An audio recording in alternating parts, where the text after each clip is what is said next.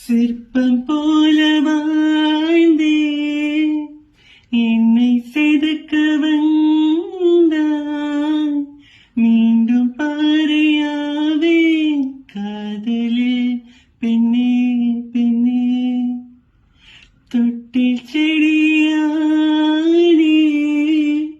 தோட்டம் வந்து சேர்ந்தே காம்பை தீண்டும் வேலை கைகளில் விழுந்தேன் கண்ணா. உன் வாயால் என் பேரை நான் உச்சரிக்க வேண்டும். உன் தீயால் என் சேலை தினம் தீ குளிக்க வேண்டும் வேண்டுமே. சகலகளா வல்லவனே சலவை செய்த சந்திரனே. தின்னவனே சின்னவனே தேவதையின் மன்னவனே. என்னை பூவுக்குள் நீ போட்டும் வேலை போதும் போதும்.